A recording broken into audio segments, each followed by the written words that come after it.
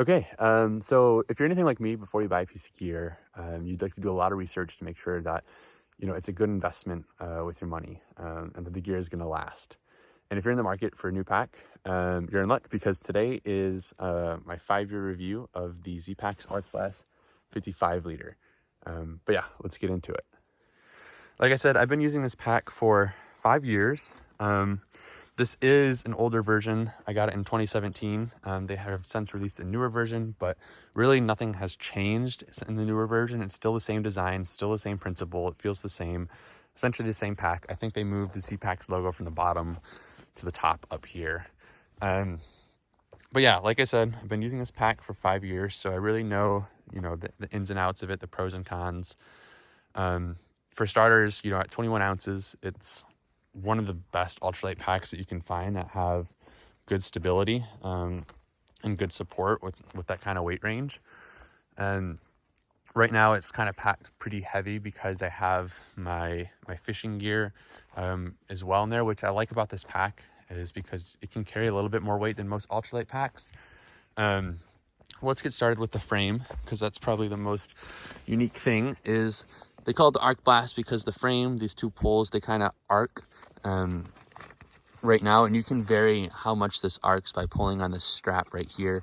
I usually leave it about there to give my back a little bit of room to breathe, but if I have a super light load, I can even arc it some more. And then just for to clarify, usually when I'm carrying this pack, I don't have all this up here. I have a really large food bag right now because I'm on a longer trip, but usually it's a lot lower. But again, that adds to the variability of the pack because it's 55 liters. You can, put a lot more stuff in there as it falls. It has these nice straps for a sleeping pad or, a sitting pad on the bottom, which is nice. There are options for ice axe loops as well. I wish I would have got those, even though I wasn't really into mountaineering then. Since I've gotten into it, and it'd be really nice to be able to bring this pack on mountaineering trips. So yeah, I would definitely recommend getting ice axe loops. And I think they also have an option for a sewn in wallet in the middle. The way the pack looks, let me just pull out, show you what it looks like on the inside, and pardon my food bag. This is a field raw review, so you're getting everything in here. So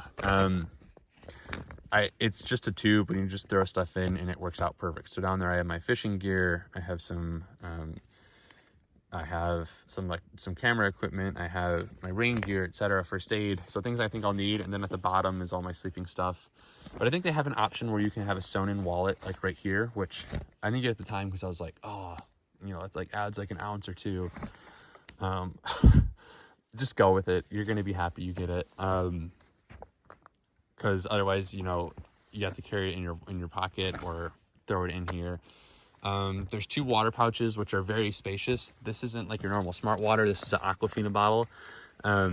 So it's wider. So these can carry a lot of space. And just to show you on the other side, I have my fishing gear and my trekking poles latched up here. So these pockets are absolutely awesome. They're super easy to access while the pack is on your back, which is obviously a huge plus and something that's often overlooked. Like I said, on the bottom of the pack, underneath the sleeping pad here, I usually put my sleeping bag in my tent. I don't line the bag with a trash can because this is Dyneema composite fabric, so it's very water resistant and more or less, in my experience, waterproof. I have never had water get in the pack. The only instance where something has happened is on the bottom. If I set the pack like in a soggy spot or in a puddle, it may seep through a little, but I always put my sleeping bag in a trash bag, so I've never had an issue after 5 years of using this. And I think what's most important about this pack is the durability. Ultralight gear isn't known for being durable, but after 5 years, yes, the pack is dirty, it looks worn. And just to clarify, I haven't brought this on like 1,000-mile through hikes or anything, which obviously, will do a number on your gear. But I use this for 5 years on the weekends. I've done a couple 100 to 200 mile trips in it. and yeah, it holds up great.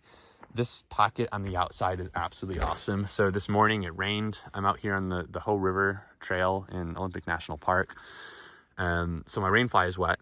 So when that happens, I just throw it out here and it kind of dries out throughout the day, and doesn't get mixed in with my wet gear. And usually you'll see there's a couple of like tears here and there, but after 5 years of use, that is insane how little wear is on this pack. I am absolutely sold on this pack. There's another one, but granted, again, I take good care of my gear. I'm very careful where I set my pack. I'm very careful what I put in here. What does tear it up is this, the dirty water bag for the Sawyer. But I mean, after 5 years of use, this is, for an ultralight pack, I mean, wouldn't be surprised if I'm able to get another 5 years out of this pack or more, just because of how durable it's been. The hip belts work great. Nothing really special on this side of the pack. Like I said, it has that arc blast frame. The hip belts are normal. I'm able to latch on a knife on one side, and then I'm also able to put on a camera mount on it as well. So it works out perfect. Let's see, what else is there to say about the pack. I think that's really it. One thing to note, obviously, is it's ultralight pack, so it's made to carry ultralight gear loads. The rest of my gear is ultralight. So at 21 ounces, the most weight I would carry in this pack is 35 pounds, and that includes everything: water, fuel, food. After 35 pounds, it really gets uncomfortable, and you're better going off to a more stable and heavy duty pack. But really, I think the prime load range for this pack is anything under 30 pounds. Anything under, I think right now I'm probably at 25 pounds, and it's handling great.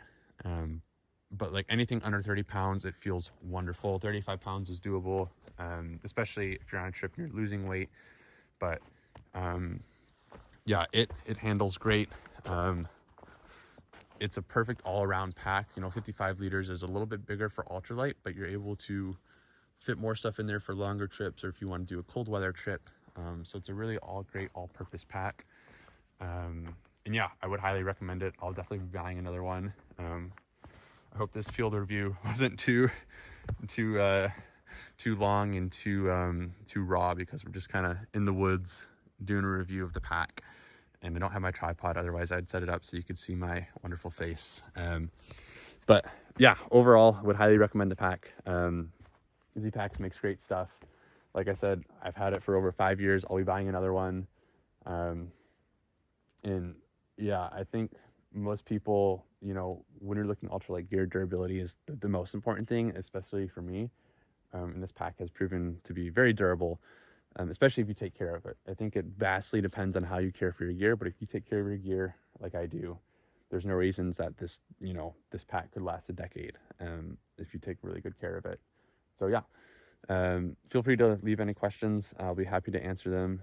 But yeah, I have 15 miles to do, and it is already 11 p.m. I got a super late start, or 11 a.m. So I need to get started and hit the trail. So yeah, see ya.